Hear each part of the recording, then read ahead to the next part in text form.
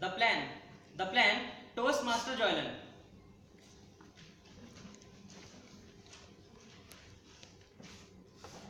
One thing the IT people love the most is our weekend.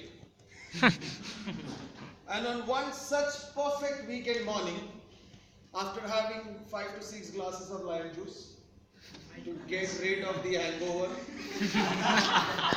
I was sitting there on the couch of my room with my laptop, strategizing on how to implement Agile Kanban in my project. Just when the idea was about to strike, I heard a boring and irritating voice in the background. Joy, my darling, will you go and get some mutton from the market? All the married men out here will know what a boring and irritating voice is in their own house. I will not explicitly say that it was my wife, but you guys are smart enough to understand. Ryu, darling, I replied, I'm doing some important office work. I cannot go to the market now. To which my wife again replied, in the office, you want to sit and watch Crime Patrol. And at home, you want to do office work? Is it all you know? Good evening, all the married husband, hardworking ones, fellow Toastmasters, and my dear friends. Good evening.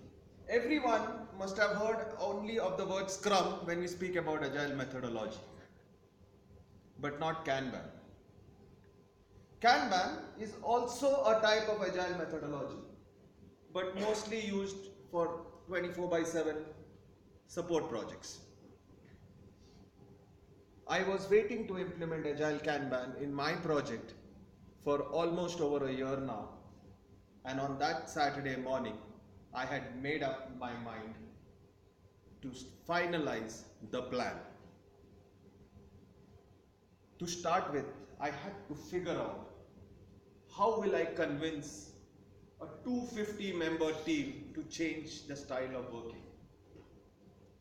250-member team of IT professionals. I had to be very choosy with how I am going to communicate it to them. And that's when I thought of my delivery manager. I collected all the artifacts that I could related to Agile Kanban and presented it to my delivery manager, asking for his help in implementing this in our project. It took a lot of time and a lot of questions from the delivery manager, but I was able to convince him. In the meeting that followed thereafter, he made sure that all the leads know about the initiative that I am planning to implement and asked the leads to cascade it to the team members as well. Now, the next task in hand was to get the leads to take active part in this initiative. And to do that, I had to make this interesting for the leads. So I worked with the leads to understand what are the dashboards they are going through right now and ask them, is there something more that could help you? At the same time, I implemented the previous knowledge that I had gained from the Kanban implementation and made new dashboards for our leads. Using these dashboards, the leads were supposed to have effective stand-up meetings. Effective stand-up meetings that lasted not more than 15 minutes. But we had to cover all the incomplete tasks that were there for them. How to do that? And that's where I planned to sit with the team during the initial few days of their stand-up meeting to see how they run it and, if possible, suggest improvements for them to work it better. And last but not the least was to keep the buzz going. To this, I planned that to keep the buzz going, I need to send daily reports not only to the managers but also to the entire team because the entire team should know what and how are they contributing to this initiative. And I made the dashboards so meaningful with graphs that it showed the achievements that the team had got through implementing Kanban. The plan worked, but it took about 6 to 8 weeks to see the results. But the sacrifice that I did on that Saturday morning with an angry wife and not having mutton helped me and my team save about 20% of the average time taken to resolve incidents and brought my aging incident count by 40%.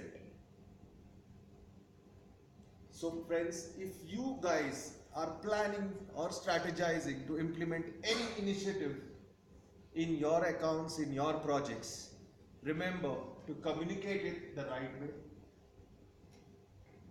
Make it interesting for the team that is working with you. Work with them if required. And finally, keep the buzz going. Always remember that if I can, you can, anybody can. All you need to do is just plan. Thank you, and over to you.